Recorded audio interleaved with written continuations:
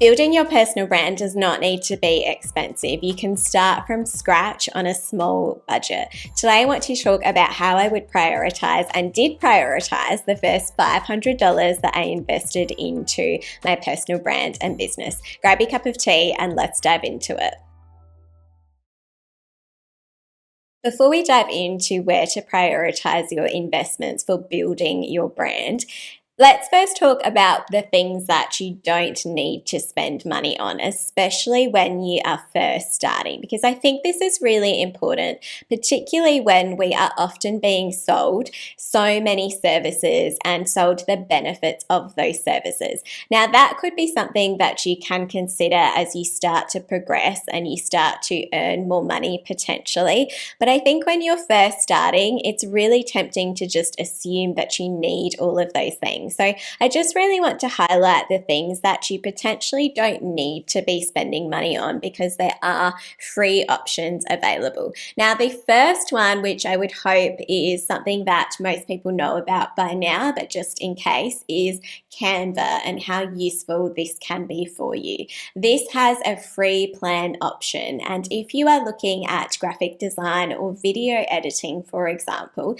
this can be where you can do that. So you don't need to go out straight away and have your logo designed by a graphic designer. You can use the options available on Canva, and these are often really nice options. So we are in this really wonderful time where there is so much available to the masses in terms of quality, and there is a lot of flexibility on the templates available too, or you can create your logo completely from scratch. But it is something that I would definitely explore, and you can also explore the video editing options in there as well, as opposed to having to use any subscription services or to invest in that technology or software for your devices. The other platform that I would consider as well is a platform like MailChimp or whatever equivalent you prefer.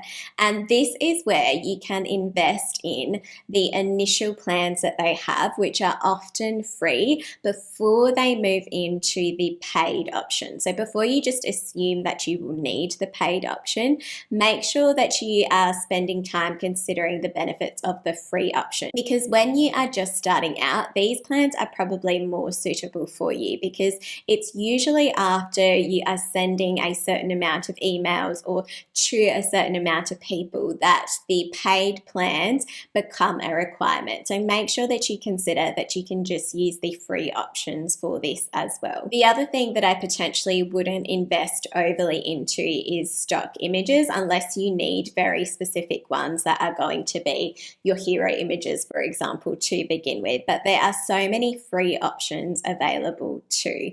You can try a platform like Unsplash, for example, which allows you to explore some really quality images as well. And if you do find that you want to explore paid options for your stock imagery, most of those platforms will usually offer some sort of trial as well. So it will allow you to use some images before you decide if you actually need to participate in a subscription option. So you can try this first before you actually invest into that space. The other thing that I would highly recommend is that you sign up to Grammarly. And by that, I mean just the free plan, because it is going to be so important for your credibility that you are presenting your communications as clearly and accurately as possible, ideally with little to no errors at all. And Grammarly is going to help you to do that. It is a really big piece in making sure that you communicate in a polished and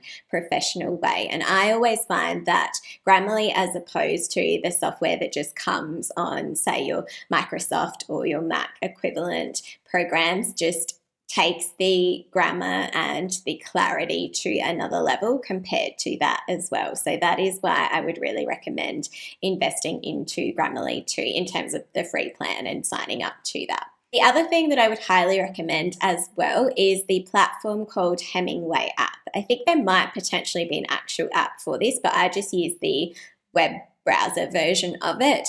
And this was something that I used a lot, particularly when I was first starting my business. And that is because of the level of conciseness in particular that it gives to your writing. So Hemingway was known for being particularly concise, and that is what this platform is amazing for. It's also really great at highlighting your passive versus your active language and where you are potentially just using fluffy words. And it's really great at giving you just an assessment of your writing. You'll still have to review it yourself and update it yourself.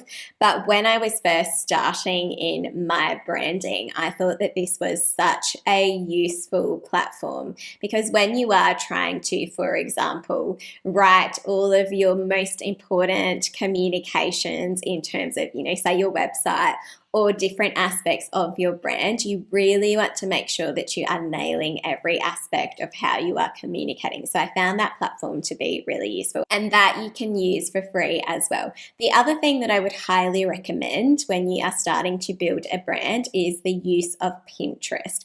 This is because it is essentially a mood board that allows you to just pin anything that you want to in terms of ideas that you are exploring for your branding. And you can have lots of subboards as a part of that as well. I've talked on this channel before about how much I've just become such a fan of Pinterest. I always have been, but it's just gone to the next level recently because it just allows you to explore every idea, and you can have as many boards as your heart desires in terms of areas of your brand that you want to focus on. Maybe it's your visual identity, maybe it's your verbal identity, maybe it is, a particular color scheme that you are trying to explore. If you think about the way that a graphic designer or a creative agency would work with you, is that they're often creating these mood boards, but you can just do that on Pinterest. And because it is a visual platform, the photos and the videos that are available on there are usually a really great quality. The other platforms that I would spend a lot of time on as well is YouTube and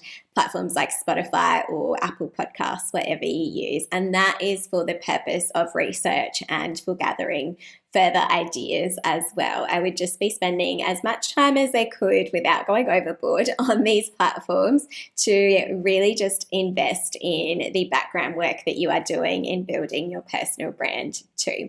And then finally, the last platform that I think is really worth investing in if you are trying to build your personal brand for a professional purpose is LinkedIn. Obviously, this might change if you are prioritizing, TikTok or Instagram or a different platform. But if it is your professional brand in terms of more of that corporate brand potentially that you are trying to build, then I think potentially LinkedIn is a really good place to consider how you can use that. And again, just not having to sign up to their plans, but just using it as a free platform and thinking about how you can prioritize that as a part of your personal brand strategy. But now that we've talked about where you can save money, let's talk about the places to put your hard-earned dollars. The first thing that I would do, and that I did do, was to invest in a domain. So at the time that I first purchased my domain, it was about $15 for 1 year. So if you're not aware, domains can generally be pretty affordable in terms of their annual price. So the platform that I use to purchase my domain is a platform based in Australia. I think it is called Web Central. And what you'll normally find with platforms like this is that they will often offer you a discount for the first year. So the price will be cheaper for the first year. And you don't have to use a platform like Web Central. The other big ones that you might want to consider are platforms like Bluehost or GoDaddy, for example. And there's other ones available too. And then what happens is that it normally just increases slightly in the following year. So at the moment, for example, this is now the equivalent of closer to $25, and that is including a roughly 40% discount that they have at the moment. And if you're tuning in from the US, then that is around $16 a year that you'd be looking at for your domain. So once you've purchased your domain, the next thing that I would recommend is to sign up to an email plan. The email plans that I bought at the time when I was building my brand were around $10 a month. So this is about $6 a month. And so that is a total of roughly 120 Australian dollars a year, or roughly about 80 US dollars a year. And there are still plans available at this price, or they can often be lower as well. So these first two steps alone, with just investing in a domain and your email address, even if you don't actually build a website, is going to help you to appear more professional and polished as a part of your personal brand. So if you have an email address, for example, that has your full name, for example, as opposed to a Gmail address, then that is going to come across as someone who invests in the professionalism of their brand and the way that that is communicated in the marketplace. So I do think that those two steps alone, if that is all the budget that you have, is going to have a really nice impact on the first impressions that you have to your contacts. But the next thing that I would do, if you are willing to spend a little bit more, is to invest in a website, particularly if you are building your personal brand. This is like an online version of your resume and your portfolio. It's just a digital home for your personal brand. And what I would personally recommend is to sign up to a platform like Squarespace. Because of my career in marketing and communications, I have used probably every platform that there is in terms of a content management system. And the reason that I recommend Squarespace, particularly for people that are trying to build their personal brand, is because of the quality of the templates in terms of aesthetic. So that is where Squarespace really stands out, because their value proposition is often centered around beautiful templates. And I believe that for people building their personal brand, that is so important to just visually immediately come across as a really professional and polished personal brand. Now, the other platforms though have benefits depending on what your priorities are. So for example, if e-commerce is a priority for your brand that you are building, then you are going to want to consider a platform like Shopify as a potential over Squarespace. So Squarespace does, of course, offer e-commerce as well, but you might want to think about how important e-commerce is to the brand that you're building and if that is better suited. Or for example, if blogging is a really high priority, that might be where a platform like WordPress is better for you to consider. But I think for people that are focused on building their personal brand, Squarespace is just the one that I would recommend. And their personal plan, which isn't e-commerce, is around 17 Australian dollars, which is about 11 US dollars. And that equals about 200 Australian dollars a year, or roughly about 130 US dollars a year. And what you can also do on these platforms, if you visit them first, is that you can purchase your email address through those platforms, or you can purchase your domain through those platforms as well. But I personally prefer to purchase this via a third party, just to keep that independence from the platform. So your domain that you own is something that you are managing separate to your platform. So it does make it just slightly more technical, and there's probably a little bit more that you need to do in terms of when you are actually launching your website, but it's something that you can absolutely learn.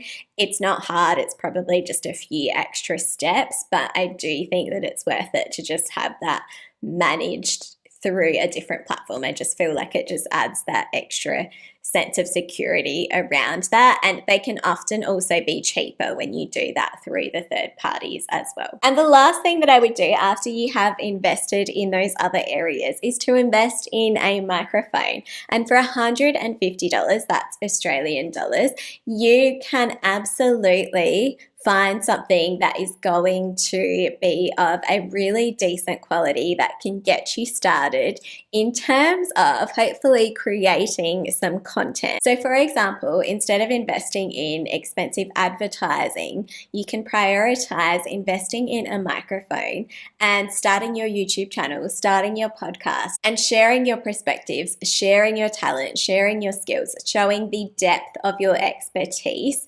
through the content that you are creating. So if you are trying to build your personal brand, remember that you can have a big impact on a small budget.